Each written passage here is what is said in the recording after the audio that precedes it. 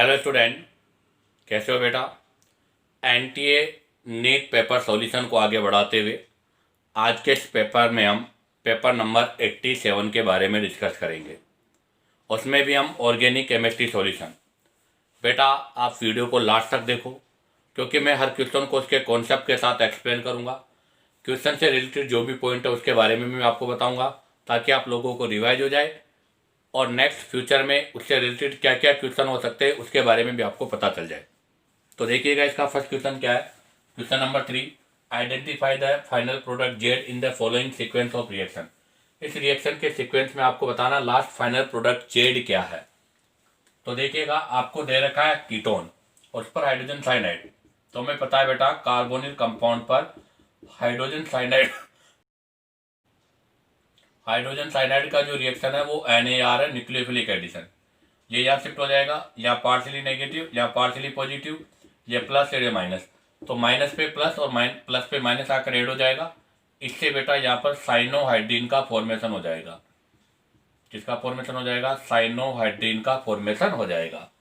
और हमें पता है कि रिएक्टिविटी ऑफ NaR की मैं बात करूँ, reactivity of NaR nucleophilic addition is directly proportional to positive charge on sp2 carbon, और अपॉन में क्या आ जाएगा? Steric hindrance. ये होता है। अब आप जरा देखो कि जितना ज़्यादा क्राउडेड होगी रिएक्टिविटी उतनी कम होगी। अब हमारे पास यहाँ क्वेश्चन में सबसे पहले एसीटोन गिवन है। एसीटोन का रिएक्शन करेंगे हम हाइड्रोजन साइनाइड के साथ, साइनोहाइड्रीन का फॉर्मेशन होगा बेटा। ये साइनोहाइड्रीन का फॉर्मेशन हो गया, एक्स की वैल्यू। इसका एसिडिक मीडियम में हाइड्रोलाइसिस करेंगे। आपको पता है कि जब इसका एसिडिक मीडियम में हाइड्रोलाइसिस होगा तो साइनाइड से एसिड का फॉर्मेशन हो जाएगा। एसिड से किसका फॉर्मेशन हो जाएगा बेटा? कार्बोक्सिलिक एसिड का फॉर्मेशन हो जाएगा। ये एसिड से कार्बोक्सिलिक एसिड बन गया। अब देखो कार्बोक्सिलिक एसिड के रेस्पेक्ट में अल्फा कार्बन है और ये बीटा कार्बन है, और बीटा कार्बन पर आपको पता है बीटा हाइड्रोजन तो होगा ही होगा। अब जब हम यहाँ से इसको क्या करेंगे, इन प्रेजेंस ऑफ H2SO4 के साथ हीट करेंगे तो डिहाइड्रेशन हो जाएगा बेटा। क्या हो जाएगा? डिहाइड्रेशन। डिहाइड्रेशन का मतलब होता है रिमूव ऑफ वाटर, और डिहाइड्रेशन क्या है? एलिमिनेशन प्रोसेस है। कौन सा एलिमिनेशन है? अल्फा बीटा एलिमिनेशन है। तो यहाँ से ये H और OH रिमूव हो जाएगा, और इसके वाया यहाँ पर क्या हो जाएगा? डबल बॉन्ड का फॉर्मेशन हो जाएगा। किसका फॉर्मेशन हो जाएगा बेटा? डबल बॉन्ड का फॉर्मेशन हो जाएगा। तो मैं इसको ऐसे रिप्रेजेंट करता हूँ कि ये CH2 है, डबल बॉन्ड C, इसके यहाँ पर मिथाइल हो जाएगा और यहाँ पर COOH आ जाएगा। ये आपका जेड प्रोडक्ट हो जाएगा। तो बताइएगा इसमें कौन सा आंसर आपका राइट है। तो फर्स्ट ऑप्शन आपका रॉन्ग है बेटा। सेकेंड ऑप्शन में देखिएगा CH2 double bond C, CH3 COOH, आपका बी आंसर राइट है। अब आप चाहो तो यहाँ से इसका स्क्रीनशॉट ले लीजिएगा। अब हम यहाँ से नेक्स्ट क्वेश्चन के बारे में डिस्कस करेंगे। तो देखिएगा next question number 6, arrange the pH of equimolar solution of the given compound in decreasing order. आपको एक कंपाउंड गिवन है, इनके pH का ऑर्डर लिखना है। तो मैं आपको ये क्लियर कर दूं पहले ही कि acidic strength is directly proportional to H plus ion, indirectly proportional to pH, is directly proportional to Ka, और इनडायरेक्टली प्रोपोर्शनल टू Pk। उसने pH पूछा है, अर्थात एसिडिक स्ट्रेंथ का इन्वर्स होगा। अब हमें पता है कि एसिडिक स्ट्रेंथ में सबसे ज़्यादा एसिडिक होता है बेटा सल्फोनिक एसिड, एरोमेटिक हो चाहे एलिफेटिक हो। उसके बाद में आता है एरोमेटिक और एलिफेटिक कार्बोक्सिलिक एसिड। उसके बाद में आएगा बाइकार्बोनिक एसिड H2CO3। उसके बाद में आता है बेटा फिनोल। फिनोल के बाद में आता है वाटर, और वाटर के बाद में आता है आपका अल्कोहल। ये एक जनरल टर्म्स है, ये हमें पता होना चाहिए कि सबसे ज़्यादा एसिडिक सल्फोनिक एसिड, फिर कार्बोक्सिलिक, फिर बाइकार्बोनिक, फिनोल, वाटर और अल्कोहल। अगर हम इनमें कंपैरिजन की बात करें तो बिल्कुल क्लियर कंपैरिजन है। अब हम यहाँ से एक एक को चेक करते हैं। सबसे फर्स्ट में ले रखा है फिनोल। ये फिनोल है बेटा। फिनोल को जब हम यहाँ से H प्लस जाएगा तो यहाँ से बनेगा फिनोक्साइड आयन। यह है फिनोक्साइड आयन, और आपका जो फिनोक्साइड आयन है उसमें 5 रेजोनेटिंग स्ट्रक्चर है, 1 अनइक्विवेलेंट रेजोनेंस है। किसको बोलते हैं अनइक्विवेलेंट रेजोनेंस? क्योंकि यहाँ नेगेटिव चार्ज ऑक्सीजन पर है और जब रेजोनेंस होगा तो नेगेटिव चार्ज कार्बन पर आएगा, अर्थात मोरियन से लेसियन पर है। Number 2, ethyl alcohol. ये इथाइल अल्कोहल है। यहाँ से जब आपका प्रोटॉन रिमूव होगा तो ये चेंज हो जाएगा इथोक्साइड में। ये बन गया आपका अल्कोक्साइड अर्थात इथोक्साइड। अब आप जरा देखो, यहाँ पर इनका प्लस आई ऑब्जर्व हो रहा है, इसलिए माइनस आई बढ़ेगा, और माइनस आई बढ़ेगा तो ये आपको पता है क्या होगा, लेस स्टेबल होगा, और लेस स्टेबल होगा तो आपको पता है क्या होगा, लेस एसिडिक भी होगा। ऐसा क्यों? क्योंकि acidic strength is directly proportional to minus M, minus I और प्लस एम, ये होता है, इसलिए ये आपका लेस एसिडिक हो गया। अब आता है सी, फॉर्मिक एसिड। ये फॉर्मिक एसिड है बेटा। यहाँ पर भी जब ये H+ आयन को रिमूव करेगा, कॉन्जुगेटेड बेस हो गया, और यहाँ से जो कॉन्जुगेटेड बेस हो रहा है उसमें भी रेजोनेंस हो रहा है। यहाँ से आपके पास जो कॉन्जुगेटेड बेस हो रहा है उसमें भी रेजोनेंस हो रहा है, और only 2 resonating structure but equivalent resonance है बेटा, ध्यान रखना। क्यों? क्योंकि यहाँ पर नेगेटिव चार्ज ऑक्सीजन में था, आफ्टर रेजोनेंस अगेन जो नेगेटिव चार्ज होगा वो आपके अगेन ऑक्सीजन पर ही होगा, इसलिए इसको इक्विवेलेंट रेजोनेंस बोलते हैं। और बेटा इक्विवेलेंट रेजोनेंस की स्टेबिलिटी मोर होती है, इसका मतलब ये आपका हाईली स्टेबल भी है, हाईली स्टेबल है। और आपको पता है H का न तो माइनस आई इफेक्ट होगा और न ही प्लस आई इफेक्ट होगा। अब आता है बेंजोइक एसिड। ये बेंजोइक एसिड है बेटा। आपको पता है एरोमेटिक एसिड हमेशा एलिफेटिक एसिड से मोर एसिडिक होते हैं। क्यों? क्योंकि उनसे रिंग की एडवांटेज मिलती है, तो ये बेंजोएट है। अब आप जरा देखो, यहाँ पर जो रिंग है, यहाँ पर जो रिंग है उस रिंग का प्लस आई इफेक्ट अर्थात प्लस आर इफेक्ट ऑब्जर्व हो रहा है कि ये लोन पेयर के साथ रेजोनेंस ऐसे हो सकता है। अगर ऐसे रेजोनेंस हो जाएगा तो ये वाला नेगेटिव चार्ज रेजोनेंस में इंक्लूड नहीं होगा, अर्थात यहाँ पर एक प्रकार से क्रॉस कॉन्जुगेशन की कंडीशन बन गई। या मैं ऐसे भी कह सकता हूँ कि यहाँ पर जो रिंग है उसके माइनस आई की बजाय उसका प्लस आर मोर हो रहा है, इसलिए ये फॉर्मिक एसिड के कंपेयर में लेस एसिडिक होगा। तो बताओ इनमें सबसे हाईली एसिडिक कौन है? तो बेटा इनमें सबसे हाईली एसिड है आपका फॉर्मिक एसिड। फॉर्मिक एसिड के बाद में होगा बेंजोइक एसिड, बेंजोइक एसिड के बाद में होगा फिनोल, और फिनोल के बाद में होगा एथेनॉल। अगर इनका एसिडिक स्ट्रेंथ का ऑर्डर यह है तो आपको पता है इनके पीएच का ऑर्डर इससे क्या होगा, जस्ट अपोजिट होगा। तो ध्यान रखना, एसिडिक स्ट्रेंथ का इनडायरेक्टली प्रोपोर्शनल होता है। तो देखो सबसे ज़्यादा आपका फॉर्मिक एसिड है, तो सबसे लीस्ट कौन सा हो जाएगा, आपका फॉर्मिक एसिड। उसके बाद में हो जाएगा बेंजोइक एसिड, सॉरी यहाँ पर 4 आएगा बेटा, फिर आ जाएगा बेंजोइक एसिड। उसके बाद में फिनोल है, तो फिर यहाँ पर आ जाएगा 1 और यहाँ पर आ जाएगा 2। कहने का मतलब यह है कि अल्कोहल का पीएच सबसे ज़्यादा होगा क्योंकि उसकी एसिडिक स्ट्रेंथ लेस है, और आपके फॉर्मिक एसिड का एसिडिक स्ट्रेंथ सबसे ज़्यादा है तो उसका पीएच सबसे लेस होगा। तो बताइएगा इसका आंसर कौन सा राइट है? तो बेटा इसका फर्स्ट आंसर तो आपका रॉन्ग है। सेकेंड आंसर में 2, 1, सॉरी बेटा यहाँ पर 4 और 3 ऐसे आएगा, ये मिस्टेक कर दी मैंने। तो इसका सेकेंड आंसर आपका बी राइट है, सी भी रॉन्ग है और डी भी रॉन्ग है। तो ये क्वेश्चन नंबर 6 का आंसर आपका बी होगा। अब आप चाहो तो यहाँ से इसका स्क्रीनशॉट ले लीजिएगा। अब हम यहाँ से नेक्स्ट क्वेश्चन के बारे में डिस्कस करेंगे।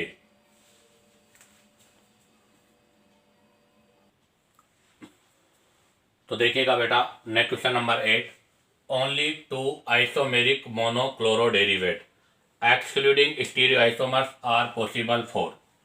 अर्थात कहने का मतलब यह है कि ये आपके पास कोई हाइड्रोकार्बन है, इस पर हम रिएक्शन करेंगे Cl2 के साथ इन प्रेजेंस UV या म्यू के साथ में, FrSr होगा फ्री रेडिकल सब्स्टिट्यूशन, और इसके वाया आपके पास यहाँ से एल्किल हैलाइड होगा। अब आपको बताना है कि यहाँ पर कितने ऐसे हैं जिनमें ओनली 2 मोनो। तो ध्यान रखना बेटा, यहाँ पर जो भी आपका प्रोडक्ट होगा वो डिपेंड करेगा टाइप ऑफ हाइड्रोजन। जितने टाइप के हाइड्रोजन होंगे, टाइप ऑफ हाइड्रोजन, ध्यान रखना बेटा, जितने टाइप के हाइड्रोजन होंगे उतने ही टाइप के प्रोडक्ट का फॉर्मेशन भी होगा। तो जरा देखिएगा, सबसे पहला लिखा हुआ एन ब्यूटेन, तो यह है एन ब्यूटेन का स्ट्रक्चर। अब आप जरा देखिएगा, एन ब्यूटेन में ये कार्बन 1 डिग्री है, ये 2 डिग्री है, ये 2 डिग्री है और ये 1 डिग्री है। जहाँ पर 2 टाइप के कार्बन है और 2 टाइप के हाइड्रोजन है, तो यहाँ से आपके पास 2 टाइप के प्रोडक्ट का फॉर्मेशन हो जाएगा बेटा। एक प्रोडक्ट हो जाएगा आपका 1 डिग्री से और एक प्रोडक्ट हो जाएगा आपका 2 डिग्री से। तो फर्स्ट वाला ऑप्शन तो आपका राइट है। बी में देखिएगा 2,3 डाई मिथाइल पेंटेन, पेंटेन और 2 पर और 3 पे डाई मिथाइल, 2 पे 3 पे डाई मिथाइल। ये 1 डिग्री है, ये 2 डिग्री है, ये 3 डिग्री है, ये 3 डिग्री है और ये 1 डिग्री है। बेटा ये वाला 1 डिग्री अलग है और ये वाला 1 डिग्री अलग है, क्योंकि ये 1 डिग्री 2 से अटैच है, ये वाला 1 डिग्री 3 से अटैच है। तो यहाँ पर 1 2 3 4, यहाँ तो टोटल 4 टाइप के हाइड्रोजन है, और अगर 4 टाइप के हाइड्रोजन है तो बेटा 4 टाइप के प्रोडक्ट की पॉसिबिलिटीज है। नंबर सी में लिखा हुआ है 2 मिथाइल प्रोपेन, 1 2 3 और 2 पे मिथाइल। ये 1 डिग्री है बेटा, ये 3 डिग्री है और ये 1 डिग्री है और ये 1 डिग्री है। बेटा यहाँ पर आपके पास 2 टाइप के हाइड्रोजन है। यहाँ पर भी आपके पास कितने टाइप के हाइड्रोजन थे? 2 टाइप के। अगर यहाँ से 2 टाइप के हाइड्रोजन है तो 2 टाइप के प्रोडक्ट बनेंगे। एक तो बनेगा 1 डिग्री से और एक बनेगा बेटा आपके 3 डिग्री से। तो बताइएगा इस क्वेश्चन का आंसर कौन सा होगा? फर्स्ट में भी और 3 में भी है, तो बेटा इसका आंसर होगा डी, बोथ ए एंड सी। अब आप चाहो तो यहाँ से इसका स्क्रीनशॉट ले लीजिएगा। अब हम यहाँ से नेक्स्ट क्वेश्चन के बारे में डिस्कस करेंगे। तो देखिएगा next question number 12, alkyl iodide react with NaCN to give alkyl cyanide and a small amount of alkyl isocyanide. Formation of these two products is due to, इनका फॉर्मेशन क्यों होता है? तो कहने का मतलब क्वेश्चन यह है कि सर एल्किल आयोडाइड है, जब इसका रिएक्शन हम NaCN के साथ कराते हैं तो cyanide is the major product और RNC is the minor product. ऐसा क्यों? तो उसका रीजन है बिल्कुल सिंपल है बेटा, कि सोडियम साइनाइड जो होता है वो आयनिक की नेचर होता है, और अगर आयनिक की नेचर है तो इसका जब डिसोसिएशन करेंगे तो Na+ और Cn- होगा। अब आप जरा देखिएगा, जो साइनाइड माइनस आयन है, इस साइनाइड में ये कंडीशन होती है, तो इसके अंदर 2 डोनर सेंटर होते हैं, 2 डोनर सेंटर, 1 न्यूट्रल है एंड अनदर नेगेटिव चार्ज वाला है। तो इसके अंदर 2 डोनर सेंटर है, एक न्यूट्रल है, एक नेगेटिव चार्ज वाला है, इसलिए इसको हम क्या बोलेंगे बेटा? एम्बीडेंट न्यूक्लियोफाइल बोलते हैं इसको। क्या बोलते हैं इसको? एम्बीडेंट न्यूक्लियोफाइल, क्योंकि ये NSR रिएक्शन है बेटा, जहां पर आपका आयोडाइड एक लिविंग ग्रुप है और साइनाइड न्यूक्लियोफाइल है, ये इसको यहाँ से रिप्लेस कर देता है। अब आप देखो, अगर ये एम्बीडेंट न्यूक्लियोफाइल है तो इसमें डोनर एटम आपके 2 हैं। तो ध्यान दें आप कि जब आपके पास आयोडाइड के साथ रिएक्शन किया, C∼N की रिएक्शन हुआ तो नेगेटिव पोर्शन, तो ये रिमूव होगा तो C ऐड हो जाएगा, तो RC∼N साइनाइड बन जाएगा। ऐसे देखिएगा, आयोडाइड है, इसके साथ C∼N है, ये यहाँ से रिमूव होगा, नाइट्रोजन अपना लोन पे डोनेट कर देगा तो RN∼C- और ये प्लस, ये बन जाएगा। तो इसका मतलब इससे साइनाइड और आइसोसाइनाइड दोनों फॉर्मेशन होते हैं। इसका मेन रीजन है एम्फीडेंट न्यूक्लियोफाइल, अर्थात इसमें नाइट्रोजन भी डोनर है, कार्बन भी डोनर है, इसलिए यहाँ पर दोनों प्रोडक्ट का फॉर्मेशन होता है। बट कार्बन पे नेगेटिव चार्ज है तो नेगेटिव की डोनर टेंडेंसी मोर है, इसलिए वो मेजर होगा। नाइट्रोजन पे लोन पेयर है, उसकी डोनर टेंडेंसी लेस है, इसलिए वो माइनर होगा। अब आप चाहो तो यहाँ से इसका आंसर तो है, तो बेटा इसका आंसर तो कौन सा हो जाएगा? सी। अब आप चाहिए तो इसका स्क्रीनशॉट ले सकते हो। अब हम यहाँ से नेक्स्ट क्वेश्चन के बारे में डिस्कस करेंगे। तो देखिएगा बेटा, next question number 16, in the given reaction CH3CH2Br आपका इथाइल ब्रोमाइड मोइस्ट Ag2O। ध्यान रखना बेटा, ड्राई नहीं है, मोइस्ट है, और मोइस्ट Ag2O का मतलब क्या हो गया? AgOH, सिल्वर हाइड्रोक्साइड, और सिल्वर हाइड्रोक्साइड में से आपका OH- किसकी तरह बिहेव करेगा? न्यूक्लियोफाइल की तरह, और it is the responsible for NSR, और बेटा NSR में भी कौन सा हो जाएगा? SN1। तो ये SN1 रिएक्शन के लिए रेस्पॉन्सिबल है। अब आपको बताया कि न्यूक्लियोफिलिक सब्स्टिट्यूशन रिएक्शन है, तो यहाँ से Br रिप्लेस बाई OH, तो बताओ किसका फॉर्मेशन हो जाएगा बेटा? अल्कोहल का फॉर्मेशन हो जाएगा। तो बताइएगा इस रिएक्शन का प्रोडक्ट क्या होगा, CH3CH2OH एथेनॉल। तो इसका फर्स्ट आंसर राइट है, बी, सी और डी रॉन्ग है। हाँ, डाई इथाइल ईथर का फॉर्मेशन हो सकता है, बट वो इंट्रामोलिकुलर जब रिएक्शन होती है तब है, बट यहाँ पॉसिबल नहीं है। अब आ जाएगा question number 18, which equation represent an example of FCR, Friedel craft reaction का एग्जाम्पल कौन सा है। तो मैं आपको एक क्लियर कर दूं कि FCR are the ESR electrophilic substitution और electrophilic substitution are the main character of aromatic compound. आपको पता है कि FCR ESR का पार्ट है और ESR हमेशा एरोमेटिक कंपाउंड्स में होती है। जैसे मैं लूँ ये बेंजीन है, आपको पता है FCR भी 2 टाइप का होगा। इस बेंजीन पर आप क्या बोलते हैं RX एल्किल हैलाइड की reaction in presence of anhydrous AlCl3 के साथ करो, या फिर इसकी रिएक्शन आप एसिटिल क्लोराइड के साथ इन प्रेजेंस ऑफ एनाइडस ACl3 करो। यहाँ से आपके पास जो प्रोडक्ट होगा उसमें यहाँ पर R लग जाएगा और आपके पास यहाँ पर जो प्रोडक्ट होगा उसमें C डबल बॉन्ड OR हो जाएगा। यहाँ पर इसको तो बोलते हैं क्या, अल्काइलेशन, और इसको क्या बोलते हैं बेटा, एसिटिलेशन। तो ये अल्काइलेशन है और ये एसिटिलेशन है, और ये दोनों ही आपके क्या होते हैं बेटा, FCR होते हैं, फ्रीडल क्राफ्ट रिएक्शन होती है। अब आप जरा ध्यान दें, फ्रीडल क्राफ्ट रिएक्शन का अल्काइलेशन जो पोर्शन होता है उसके अंदर एल्किल हैलाइड के साथ में एनाइडस AlCl3 भी हो सकता है। अल्कोहल अगर हो तो उसकी रिएक्शन हमेशा कंसर्टेड H2SO4 की प्रेजेंस में होती है। और अगर आपकी एल्कीन हो, मतलब डबल बॉन्ड के साथ में, जैसे मैं ये ले लूँ RCH डबल बॉन्ड CH2O, तो इसकी रिएक्शन भी कंसर्टेड H2SO4 के साथ होती है। अल्कोहल वाली H2SO4 के साथ ना करके हम जनरली HX एसिड के साथ करते हैं। तो ये आपके तीनों पोर्शन एल्काइलेशन के हैं। तो बताओ इसमें कौन सा रिएक्शन एल्काइलेशन है। तो फर्स्ट में बेंजीन का रिएक्शन C2H5Cl के साथ ACl3, और आपके पास यहाँ से ये बन रहा है इथाइल बेंजीन। तो बेटा फर्स्ट ऑप्शन आपका राइट है, क्योंकि first option are the example of FCR। कैसे वो भी देख लीजिएगा। सबसे पहले आपका इथाइल क्लोराइड है, ये रिएक्शन करेगा एनाइडस AlCl3 के लिए, क्योंकि इसका जो फर्स्ट स्टेप होता है वो होता है फॉर्मेशन ऑफ इलेक्ट्रोफाइल। ये यहाँ से Cl को कैप्चर करेगा, C2H5+ ये इलेक्ट्रोफाइल हो जाएगा। नंबर 2 में बेंजीन रिंग के ऊपर इलेक्ट्रोफाइल का अटैक होगा, तो नंबर 2 में आपका Et+ जो है वो अटैक करेगा, और इसके अटैक के वाया आपके पास यहाँ से, जैसे इस पर Et अटैक हो जाएगा तो आपके पास यहाँ से एरिनियम आयन बन जाएगा। और स्टेप नंबर 3 में यहाँ से क्या होगा बेटा, ये जो प्रोटॉन है वो रिमूव हो जाएगा और वापस ये कंपाउंड किस में कन्वर्ट हो जाएगा, एरोमेटिक में। तो इसका ये प्रोडक्ट भी राइट है। सेकेंड में दे रखा है C2H5OH अल्कोहल। आपको पता है अल्कोहल तो आपका एलिफेटिक है, वो मतलब ESR नहीं कर सकता, और वैसे भी ये तो आपका NSR रिएक्शन है बेटा, न्यूक्लियोफिलिक सब्स्टिट्यूशन रिएक्शन, क्योंकि यहाँ पर तो लुकास रिएजेंट है और Lucas reagent is the example of NSR। Number C6H5Cl, आपको यहाँ पर क्लोरोबेंजीन गिवन है बेटा C में, और इसका रिएक्शन किया है CH3C डबल बॉन्ड OCl के साथ। तो ये एसिटिलेशन का पार्ट है। अगर ये एसिटिलेशन होता तो बताओ प्रोडक्ट क्या होता। तो ऐसी कंडीशन पर आपके पास जो प्रोडक्ट होता वो प्रोडक्ट ये होता, बट आप देखो यहाँ प्रोडक्ट ही अलग है। इसका मतलब ये तो रिएक्शन ही आपका FCR नहीं हो सकता। तो बी भी नहीं है, बी नहीं है। डी के अंदर C2H5 की Br के साथ Mg के साथ ईथर में, तो बेटा ये भी नहीं है, क्योंकि ये भी एलिफेटिक है, क्योंकि FCR केवल फॉर एरोमेटिक में ही पॉसिबल होती है। तो बताइएगा इस क्वेश्चन का आंसर क्या होगा बेटा, ए। अब आप चाहो तो यहाँ से इसका स्क्रीनशॉट ले लीजिएगा। अब हम यहाँ से नेक्स्ट क्वेश्चन के बारे में डिस्कस करेंगे।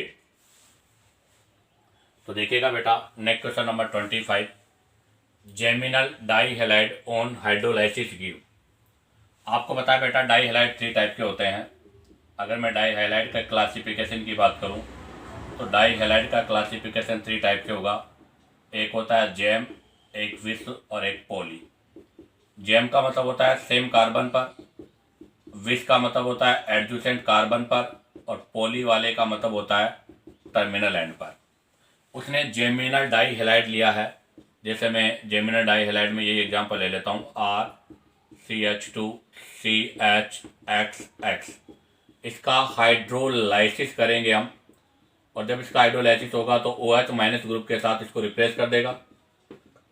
RCH2CH, यहाँ भी OH और यहाँ पे भी OH। अर्थात ये बन गया जेम डाइओल। और आपको बताया जेम डाइओल्स आर अनस्टेबल। बेटा जेम डाइओल्स अनस्टेबल होते हैं। तो ये स्टेबल कब हो सकता था? अगर इस पर इलेक्ट्रॉन विड्रॉल ग्रुप प्रेजेंट होता तो ये स्टेबल होता, बट यहाँ पर इलेक्ट्रॉन विड्रॉल ग्रुप नहीं है तो ये अनस्टेबल है। और अनस्टेबल होने की वजह से यहाँ से क्या होगा, वाटर मॉलिक्यूल्स रिमूव हो जाएगा और it will be convert into carbonyl compound, और ये एल्डिहाइड में कन्वर्ट हो जाएगा अर्थात कार्बोनिल कंपाउंड में। तो बताइएगा इस क्वेश्चन का आंसर कौन सा होगा? Vicinal diol wrong. Geminal diol, बेटा जेमिनल डाइओल बनेगा बट वो अनस्टेबल है, इसलिए ये भी नहीं होगा। सी आंसर इसका राइट है। लास्ट फाइनल प्रोडक्ट बनेगा कार्बोनिल कंपाउंड। अब आ जाएगा next question number 26। The number of meso form of the given compound A is. आपको ये कंपाउंड ए गिवन है, आपको बताना है इसमें कितने मीजोफॉर्म ऑब्टेन होगी। तो जरा मैं आपके लिए इससे पहले एक बात क्लियर कर दूं कि सर आपके पास 2 टाइप की कंडीशन होती है। एक होती है अनसिमेट्रिकल, एसिमेट्रिकल।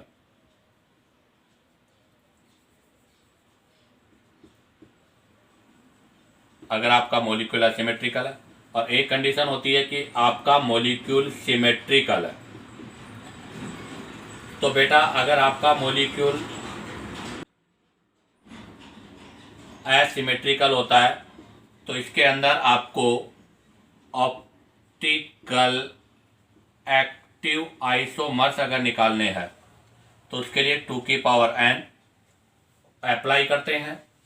अगर मीजो कंपाउंड अगर आपको निकालने हैं यहाँ पर, तो यहाँ पर भी हमें मीजो कंपाउंड के लिए 2 की पावर n-1 अप्लाई करते हैं। जबकि मैं बात करूँ सिमेट्रिकल, तो सिमेट्रिकल के अंदर भी 2 कंडीशन है कि वो नंबर ऑफ ऑड है या इवन है। इवन में कॉन्सेप्ट अलग लगेगा, ऑड में कॉन्सेप्ट अलग लगेगा। इवन में लगेगा 2 की पावर n-1, और जो ऑड होता है उसमें लगेगा 2 की पावर n-1 माइनस 2 की पावर n-2। यहाँ पर मीजो कंपाउंड है तो ऑड में मीजो कंपाउंड के लिए वही 2 की पावर n/2 लगेगा। और आपका जो इवन है उसके अंदर 2 की पावर n/2 -1 होगा। सॉरी बेटा मैंने मिस्टेक कर दिया, क्योंकि अगर मॉलिक्यूल असिमेट्रिकल है उसके अंदर कोई प्लेन ऑफ सिमेट्री नहीं है, तो आपको पता है अगर प्लेन ऑफ सिमेट्री नहीं है तो वहाँ पर मीजो होने का कोई चांस ही नहीं है। तो इसका मतलब आपका जो असिमेट्रिकल होता है उसमें ऑप्टिकल एक्टिव आइसोमर्स निकालने के लिए 2 की पावर n, और मीजो कंपाउंड वहाँ पर कोई भी नहीं होगा। उसका रीजन क्योंकि प्लेन ऑफ सिमेट्री एब्सेंट है।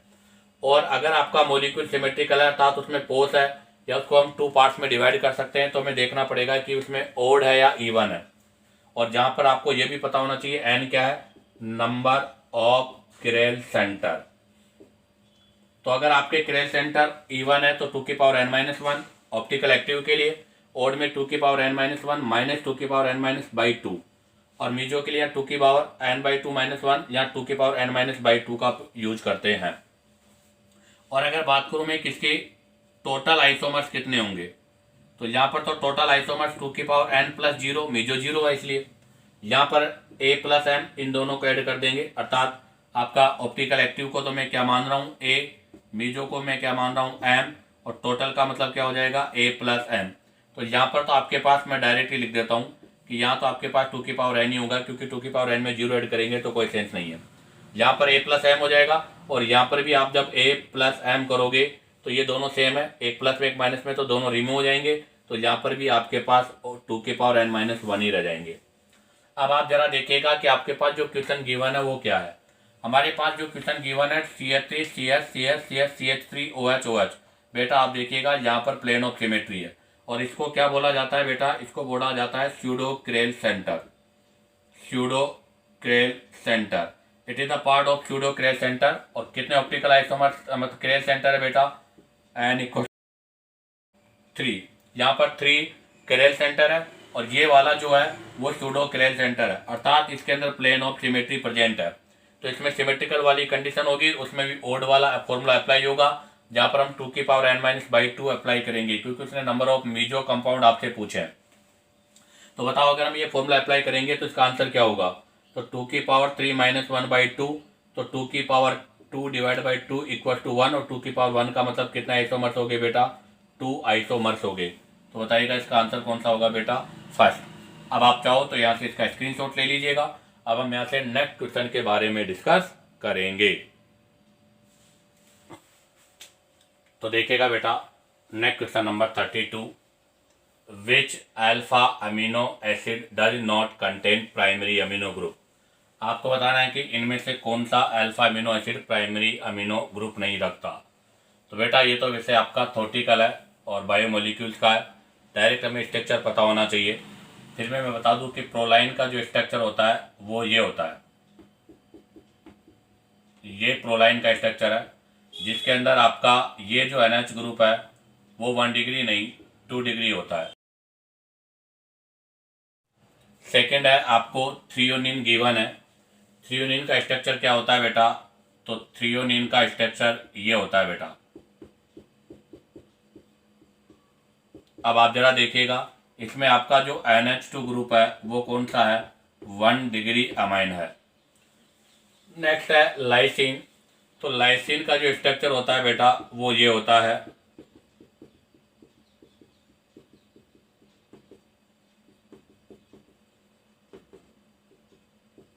ये लाइसिन का स्ट्रक्चर होता है, अर्थात इसमें 2 NH ग्रुप होते हैं और दोनों NH ग्रुप आपके 1 डिग्री अमाइन का पार्ट है। तो बताइएगा इस क्वेश्चन का आंसर कौन सा होगा बेटा, फर्स्ट।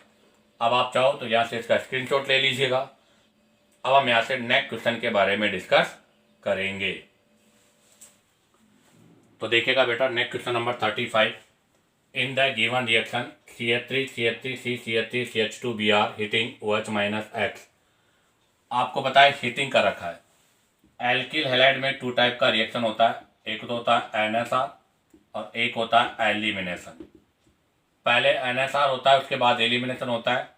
अगर हीटिंग लिखा हुआ तो इसका मतलब वहाँ पर एलिमिनेशन होगा, हीटिंग है तो कन्फर्म एलिमिनेशन होगा। और आप देखिएगा, आपके ये तो न्यूक्लियोफाइल की प्रेजेंस में होती है और एलिमिनेशन बेस की प्रेजेंस में होती है, तो ये बेस है। अब एलिमिनेशन भी 2 टाइप का होता है, E1 E2। 3 डिग्री में E1 होता है, 1 डिग्री में E2 होता है।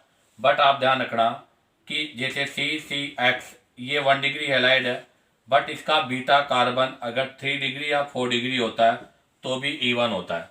तो आप जरा देखिएगा, यह अल्फा ये बीटा, आपका बीटा कार्बन 4 डिग्री है, तो इसका मतलब यहाँ पर क्या होगा, E1 मैकेनिज्म होगा। और आपको पता है E1 मैकेनिज्म में इंटरमीडिएट कार्ब कैटाइन होता है, इसलिए ऐसे क्वेश्चन पर रीअरेंजमेंट जो है वो भी पॉसिबल है। तो जरा देखिएगा, सी सी सी सी सी और Br, यहाँ पर OH- बेस है। सबसे पहले ये लिविंग ग्रुप यहाँ से जाएगा। जब ये लिविंग ग्रुप यहाँ से रिमूव होगा तो फर्स्ट स्टेप में आपका कैटाइन बनेगा। Step first, formation of cation. ये कैटाइन आपका 1 डिग्री है बेटा, अनस्टेबल है, इसलिए यहाँ से 1,2 मिथाइल शिफ्ट हो जाएगा। ये मिथाइल शिफ्ट हो गया और जैसे यहाँ से 1,2 मिथाइल शिफ्ट होगा, यहाँ पर पॉजिटिव आ जाएगा जो कि आपके 3 डिग्री कार्ब कैटाइन है। और आपको पता है 3 degree carb cation is the more stable then 1 degree carb cation. अब आप देखो, ये तो हो गया स्टेप फर्स्ट, शिफ्टिंग भी हो गया। स्टेप नंबर 2 में बेटा रिमूवल ऑफ प्रोटॉन होगा, तो आपके पास यहाँ से अब रिमूव ऑफ प्रोटॉन होगा। और आपको पता है E1 मैकेनिज्म में ओनली फॉर सेट-जेप रूल ही अप्लाई होता है। कौन से रूल का अप्लाई होता है बेटा, सेट-जेप। और सेट-जेप ने क्या कहा था, सेट-जेप ने कहा था कि हमेशा मोर सब्स्टिट्यूटेड एल्कीन ही प्रोडक्ट बनेगी और वो ही मेजर प्रोडक्ट होगा। तो जरा आप देखिएगा, यहाँ पर ये बीटा, यहाँ पर ये बीटा आपके 2 डिग्री का है, ये बीटा 1 डिग्री का है, ये आपका मोर क्राउडेड है, तो बेटा यहाँ पर मोर क्राउडेड ये वाला बीटा ही रिमूव होगा और इस बीटा के रिमूव होने से जो प्रोडक्ट बनेगा वो मेजर होगा। और अगर 1 वाले से मैं रिमूव करता हूँ तो वहाँ से आपके पास जो बनेगा ये प्रोडक्ट आपका माइनर होगा। ऐसा क्यों, क्योंकि यहाँ पर नंबर ऑफ अल्फा हाइड्रोजन की मैं बात करूँ तो 3 3 और 3 टोटल यहाँ पर 9 अल्फा हाइड्रोजन है, इसलिए मोर स्टेबल एल्कीन है। जबकि वहाँ पर अगर मैं बात करूँ तो 3 2 5 अल्फा हाइड्रोजन है, इसलिए वो लेस स्टेबल है। तो बताइएगा इस क्वेश्चन का आंसर क्या होगा। फर्स्ट आपका रॉन्ग है, फर्स्ट तो तब होता जब यहाँ पर रीअरेंजमेंट नहीं होता। सेकेंड आंसर आपका राइट है। अब आप चाहो तो यहाँ से इसका स्क्रीनशॉट ले लीजिएगा। अब हम यहाँ से नेक्स्ट क्वेश्चन के बारे में डिस्कस करेंगे। तो देखिएगा बेटा, next question number 36। In the given reaction nitrobenzene है, electrolysis in strong acidic medium XX will be. तो मैं आपको यहाँ से क्लियर कर दूँ कि नाइट्रोबेंजीन जो है उसका जो इलेक्ट्रोलाइसिस होता है वो डिफरेंट डिफरेंट कैटालिस्ट की प्रेजेंस में बेटा डिफरेंट डिफरेंट प्रोडक्ट का फॉर्मेशन होता है। ध्यान रखना बेटा, जब भी इसका हम यहाँ से इलेक्ट्रोलाइसिस करते हैं तो डिफरेंट डिफरेंट कंडीशन पर, अगर हम कंडीशन डिफरेंट लेंगे तो आपके जो प्रोडक्ट हैं बेटा वो भी डिफरेंट डिफरेंट होंगे। कैसे, सुनो। ये नाइट्रोबेंजीन है बेटा, सबसे फर्स्ट तो इस नाइट्रोबेंजीन का मैं रिडक्शन कर इलेक्ट्रोलाइसिस कर रहा हूँ। इसका इलेक्ट्रोलाइसिस मैंने एक बार किया डाइल्यूट H2SO4 के साथ, और एक बार मैं करूँगा कंसंट्रेटेड H2SO4 के साथ। डाइल्यूट H2SO4 का मतलब क्या हो गया, वीक एसिडिक मीडियम, और कंसंट्रेटेड का मतलब क्या हो गया बेटा, स्ट्रॉन्ग एसिडिक मीडियम। जब हम इसका डाइल्यूट और कंसंट्रेटेड में से वीक के साथ करेंगे तो बेटा नाइट्रोबेंजीन का इलेक्ट्रोलाइसिस एनिलीन में हो जाएगा। बट अगर इसका हम स्ट्रॉन्ग में करते हैं तो पहले तो हमारे पास जो प्रोडक्ट बनेगा वो बनेगा NaOH, हाइड्रोक्सिल बेंजीन। इसमें यहाँ से बेटा क्या हो जाता है, रीअरेंजमेंट हो जाएगा, और इसके रीअरेंजमेंट से ये ग्रुप यहाँ शिफ्ट हो जाएगा। तो इसके रीअरेंजमेंट के वाया एक जगह तो NH2 एक जगह OH, अर्थात पेरा अमीनो फिनोल का फॉर्मेशन हो जाता है बेटा। किसका फॉर्मेशन हो जाता है बेटा, पेरा अमीनो फिनोल का फॉर्मेशन हो जाता है। अब आप जरा देखो, अगर रीअरेंजमेंट नहीं होगा तब तो ये बनेगा, रीअरेंजमेंट होगा तो पेरा अमीनो फिनोल और कंसंट्रेटेड H2SO4 की प्रेजेंस में होता है। तो इसका मतलब क्या हुआ कि एनिलीन तो तब होता जब डाइल्यूट होता। ये इंटरमीडिएट प्रोडक्ट है, बट उसने एक्स मेजर पूछा है, तो इसका आंसर क्या होगा, पेरा अमीनो फिनोल। हाँ, हाइड्रो एजोबेंजीन का फॉर्मेशन कब होता वो भी मैं क्लियर कर दूं। अगर मैं इसका electrolysis water in base medium zinc के साथ करता तो फिर यहाँ से हमारे पास जो होता वो प्रोडक्ट ये ऑब्टेन होता, ये वाला प्रोडक्ट जिसको हम हाइड्रो एजोबेंजीन बोलते हैं। ऐसे ही अगर हम इसका बेसिक मीडियम में डिफरेंट डिफरेंट कैटालिस्ट पे लेंगे तो वहाँ पर हमारे पास एजोबेंजीन, हाइड्रोक्सी एजोबेंजीन का भी फॉर्मेशन होगा। तो बताइएगा इस क्वेश्चन का आंसर क्या होगा बेटा, सी। अब आप चाहो तो यहाँ से इसका स्क्रीनशॉट ले लीजिएगा। अब हम यहाँ से नेक्स्ट क्वेश्चन के बारे में डिस्कस करेंगे। तो देखिएगा बेटा, next question number 38। The final product acts in the given reaction. ये रिएक्शन आपको गिवन है, इसमें आपको फाइनल प्रोडक्ट बताना है। तो मैं आपको क्लियर कर दूं बेटा, ये एसिटिनालाइड है। कैसे होगा कि एनिलीन होता है और एनिलीन में नाइट्रोजन का प्लस एम है, और प्लस एम होने की वजह से ये हाईली रिएक्टिव है, और हाईली रिएक्टिव है इसलिए इसकी रिएक्टिविटी को रोकने के लिए इसका सबसे पहले एसाइटिलेशन करते हैं ये, और ये जो एसाइटिलेशन हो रहा है इसके वाया यहाँ से आपके पास ये प्रोडक्ट बनेगा एसिटिनिलाइड, और एसिटिनिलाइड में नाइट्रोजन का लोन पेयर क्रॉस कॉन्जुगेशन में है। किसके अंदर है बेटा, क्रॉस कॉन्जुगेशन में है, इसलिए क्या हो जाएगा, लेस रिएक्टिव हो जाएगा। अब आप देखो, इस पे सबसे पहले कंसंट्रेटेड H2SO4 का रिएक्शन हुआ है। कंसंट्रेटेड H2SO4 का मतलब क्या होगा बेटा, सबसे पहले सल्फोनेशन रिएक्शन होगा, और आपको पता है it is the ortho and para director, para में भी पैरा मेजर होगा। तो बेटा यहाँ से हमारे पास जो प्रोडक्ट ऑब्टेन होगा वो प्रोडक्ट ये होगा जिसमें इसकी पैरा पोजीशन पर SO3H ऐड हो जाएगा। अब इसका रिएक्शन करना है कंसंट्रेटेड HNO3 में, तो बेटा यहाँ पर अब नाइट्रेशन हो जाएगा। क्या हो जाएगा बेटा, यहाँ से अब इसका नाइट्रेशन हो जाएगा, और नाइट्रेशन में ये ऑर्थो पैरा डायरेक्टर, तो अब ऑर्थो पोजीशन आपकी ब्लैंक है, तो ऑर्थो पोजीशन पर आकर ये ग्रुप ऐड हो जाएगा। तो यहाँ से ये ऑर्थो पोजीशन पर NO3 आ जाएगा, नाइट्रो ग्रुप। अब हीट किया है, हीट का मतलब हो जाएगा बेटा डी सल्फोनेशन। अभी सल्फोनेशन हुआ था, अब आपका हीटिंग करने से डी सल्फोनेशन हो जाएगा, अर्थात ये यहाँ से वापस रिमूव हो जाएगा H2SO4 की फॉर्म में। तो हमारे पास यहाँ से NHCOCH3 और यहाँ पर NO2 ये बन जाएगा। और अब इसका वापस हाइड्रोलाइसिस करना है बेटा, और जैसे मैं इसका हाइड्रोलाइसिस करूँगा, यहाँ से हाइड्रोलाइसिस होगा HOH हो जाएगा, तो ये आपका जो एसिटिनालाइड था वो एनिलीन में अगेन कन्वर्ट हो जाएगा, तो ये एनिलीन हो जाएगा और ऑर्थो पर इसके NO2 ग्रुप हो जाएगा। और सर ये आपका मेजर प्रोडक्ट भी होगा, क्योंकि यहाँ पर इसके अंदर क्या हो रहा है, इंट्रा मोलिकुलर हाइड्रोजन बॉन्डिंग का केस है, इसलिए मेजर होगा। तो बताइएगा इस क्वेश्चन का आंसर क्या होगा। तो फर्स्ट है 2 नाइट्रो एनिलीन, फर्स्ट आंसर आपका राइट है। 3 नाइट्रो एनिलीन नहीं हो सकता। 3 नाइट्रो एनिलीन तब होता है बेटा जब अगर मैं इसका डायरेक्ट नाइट्रेशन करता, ध्यान दे, जैसे अगर मैं इसका डायरेक्ट नाइट्रेशन करता हूँ तो सुन लो इधर, ये एनिलीन है और ये क्वेश्चन आपके एग्जाम में आ भी चुका है IIT में। ये एनिलीन है, अगर मैं इस एनिलीन का डायरेक्ट नाइट्रेशन कर दूं, कैसे, कंसर्टेड HNO3 और कंसर्टेड H2SO4 के साथ, तो आपको पता है ये एसिड है और ये बेस है, और एसिड और बेस होने की वजह से यहाँ पर सबसे पहले एसिड बेस रिएक्शन होगा, और एसिड बेस रिएक्शन की वजह से यहाँ पर एनिलियम आयन हो जाएगा, और it is the Meta director. ये आपका मेटा डायरेक्टर होता है, और ये मेटा डायरेक्टर होने की वजह से बेटा यहाँ पर मेटा प्रोडक्ट का फॉर्मेशन होता है।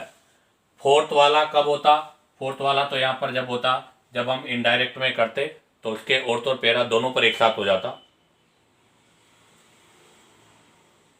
और इनडायरेक्ट में भी अगर हम सल्फोनेशन नहीं करके ऐसे करते तो भी हो जाता, बट मेजर आपका ऑर्थो होता है। तो इस क्वेश्चन का आंसर होगा A। अब आ जाएगा नेक्स्ट क्वेश्चन नंबर 41। ये आपका इन्वायरमेंटल केमिस्ट्री का डायरेक्ट लर्न होना चाहिए। Most hazardous metal pollutants of automobile exhaust is. आपको बताना है कि इनमें से कौन सी मेटल है जो सबसे ज़्यादा पॉल्यूशंस के लिए रेस्पॉन्सिबल है, और वो भी किसमें, ऑटोमोबाइल। ऑटोमोबाइल का मतलब पेट्रोलियम,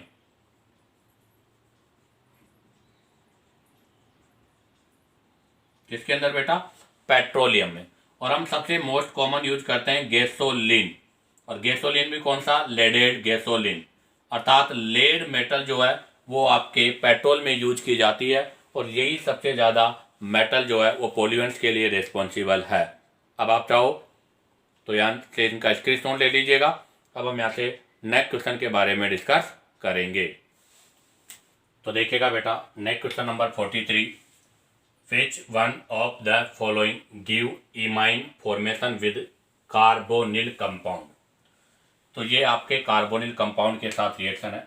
तो मैं आपको क्लियर कर दूं कि कार्बोनिल कंपाउंड के साथ में नाइट्रोजन का डेरिवेट का जो रिएक्शन होता है वो NAR nucleophilic addition elimination reaction है, जहाँ से H2O वाटर मॉलिक्यूल्स रिमूव हो जाता है और हमारे पास ये प्रोडक्ट का फॉर्मेशन होता है। अब वो कह रहा है कि हमें यहाँ पर किसका फॉर्मेशन करना है बेटा, इमाइन। इमाइन होता है ये, तो इसका मतलब क्या हुआ कि इमाइन, तो अगर इमाइन ये होता है तो इसका मतलब यहाँ पर आपके पास ये जो ग्रुप है वो क्या होना चाहिए, 1 डिग्री अमाइन की फॉर्म में होना चाहिए।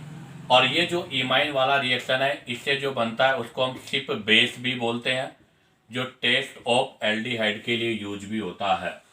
कैसे होता है इमाइन का फॉर्मेशन वो भी मैं एक्सप्लेन कर दूं कि C डबल बॉन्ड O, इसका रिएक्शन जब हम एन सब्स्टिट्यूटेड मतलब क्या बोलते हैं एल्किल अमाइन के साथ करते हैं, एल्किल अमाइन के साथ में, तो यहाँ से वाटर मॉलिक्यूल्स रिमूव हो जाएगा और यहाँ से C डबल बॉन्ड NR ये बन जाएगा आपके पास इमाइन, एन एल्किल इमाइन।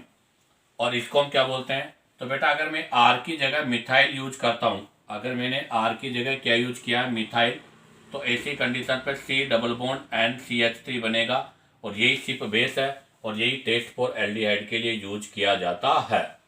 तो बताइएगा इसमें कौन सा ऐसा रिएक्शन है जिसके अंदर इमाइन का फॉर्मेशन होगा। तो आपका सेकंड पॉसिबल नहीं है क्योंकि हाइड्रोजन ये आपके डाइफिनाइल अमाइन है जिसके अंदर यहाँ से H2 का एलिमिनेशन नहीं होगा, NH4Cl अमोनियम क्लोराइड भी नहीं होगा, 3 डिग्री भी नहीं होगा। डी आंसर आपका राइट है। कैसे, वो देखेगा कि ये आपका कार्बोनिल ग्रुप है, जब इसका रिएक्शन हम एनिलीन के साथ करेंगे तो यहाँ से एडिशन इलिमिनेशन दोनों होंगे और यहाँ से आपके पास ये इमाइन का फॉर्मेशन हो जाएगा। हाँ, अगर मैं 3 डिग्री लूँगा तो क्यों नहीं होगा, उसका रीज़न देखिएगा, क्योंकि 3 डिग्री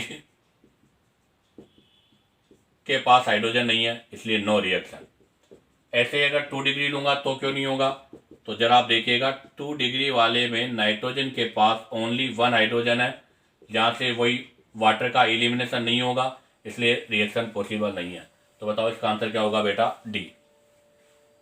अब आ जाइएगा, हाँ और एक चीज़ और बता दूँ, ये बहुत इंपॉर्टेंट रिएक्शन है, एग्जाम में इस क्वेश्चन का डायरेक्ट, इस रिएक्शन का डायरेक्ट नेम पूछा जाता है। तो ये न्यूक्लियोफिलिक एडिशन एलिमिनेशन रिएक्शन है, जिसके अंदर हम अमोनिया डेरिवेट यूज करते हैं। क्या डेरिवेट यूज करते हैं बेटा, अमोनिया डेरिवेटिव यूज करते हैं, और ये वीक न्यूक्लियोफाइल होते हैं, इसलिए इसको हम एसिडिक मीडियम में भी करवाते हैं।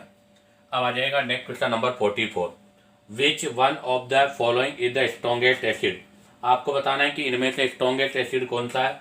2 क्लोरोपेंटेनोइक एसिड, 3 क्लोरोपेंटेनोइक एसिड, 5 क्लोरोपेंटेनोइक एसिड और 4 क्लोरोपेंटेनोइक एसिड। तो जरा देखिएगा, हमें पता है कि acidic strength is directly proportional to -m और -i, और इनडायरेक्टली प्रोपोर्शनल टू +i और +m होता है।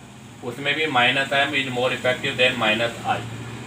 और हमें पता है कि बेटा आपका जो इंडक्टिव इफेक्ट होता है, इंडक्टिव इफेक्ट जो होता है वो डिस्टेंस पर डिपेंड करता है।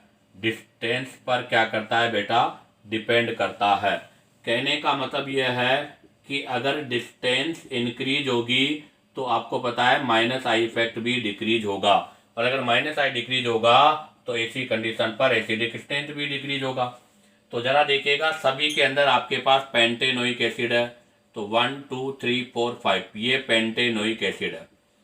अब आप जरा देखो, एक में 2 पर, एक में 2 पर क्लोरो है, एक में 3 पर क्लोरो है, एक में 4 पे क्लोरो है, एक में 5 पर क्लोरो है। तो आपको पता है कि 2 क्लोरो वाला जो कंडीशन होगा, ये वाली जो कंडीशन होगी जिसमें 2 पोजीशन पर Cl है, तो इसका -i इफेक्ट सबसे ज़्यादा होगा। तो यहाँ पर Cl का -i मैक्सिमम होगा। अगर इसका -i मैक्सिमम होगा तो यहाँ पर हमारे पास मोर स्टेबल कॉन्जुगेटेड बेस होगा, इसलिए ये भी आपका क्या होगा बेटा, मोर एसिडिक होगा। बट अगर 5 पर क्लोरो है, अगर मैं 5 पर क्लोरो की बात करूं, जैसे इसी में ले लूं और ये 5 पर क्लोरो है, तो यहाँ पर इसका -i मिनिमम होगा, और अगर इसका -i मिनिमम होगा तो इसकी एसिडिक स्ट्रेंथ भी लेस होगी। तो बताओ इनमें सबसे स्ट्रॉन्गेस्ट एसिड कौन सा होगा बेटा, ए।